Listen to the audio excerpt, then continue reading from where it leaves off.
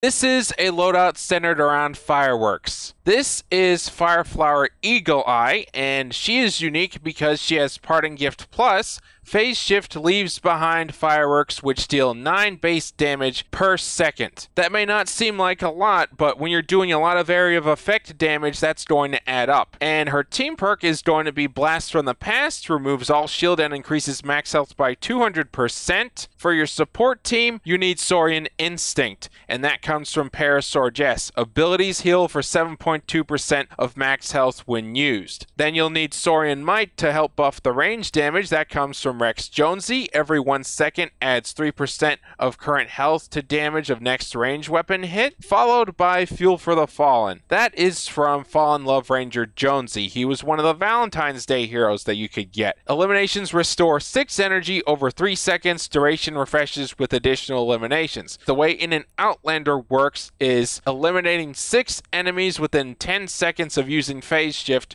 grants 1 charge, okay? 1 charge means you don't have to wait for a cooldown. So every 6 eliminations you make after a phase shift, that's going to grant you another charge. And that's why area of effect weapons are going to be important in this loadout. And over here, we have Unexpected Departure for added damage here from Cottontail Eagle Eye. Phase Shift leaves 3 egg bombs which deal 18 base damage to nearby enemies. Okay, so that's 18 plus 9, and those are both area of effect, so that's 27 base damage you're dealing. And the fireworks stick around for a little while too before they dissipate, so that combined with the egg bombs, it's actually pretty effective and a lot of fun. Then your gadgets are going to be Adrenaline Rush and Stationary Hover Turrets.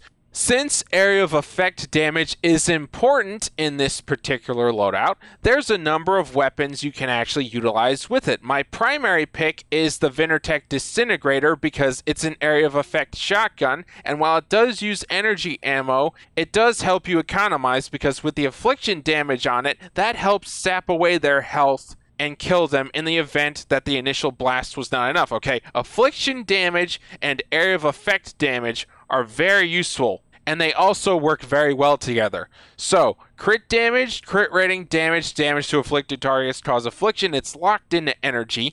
And now over here we have the Vacuum Tube Launcher. If you want something heavier and even more area of effect damage to take this loadout more over the top, then you want this Vacuum Tube Launcher. Eliminating an enemy with this weapon causes chain lightning. Note that this particular 6 perk does not have a cooldown, so you can keep eliminating them and keep stacking phase shift. It's extremely effective. Crit rating, crit damage to missed monsters and bosses. It's by default nature. It fires in 3-round bursts.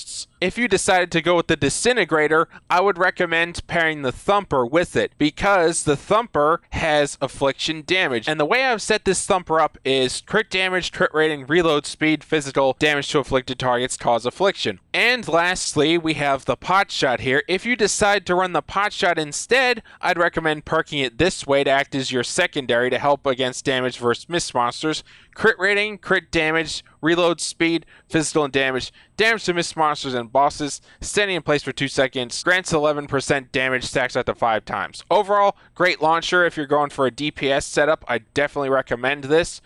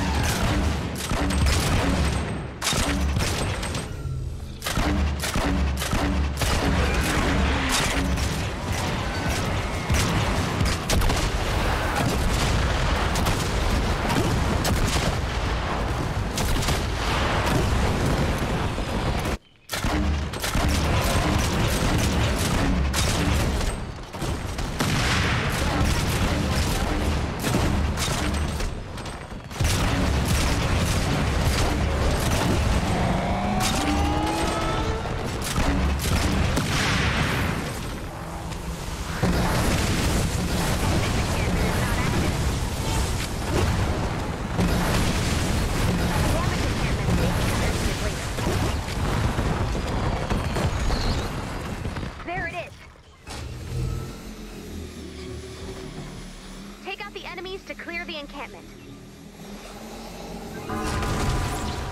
One down. Let's find the next one. The next encampment might be strong. Make sure your weapons and ammo are ready to go.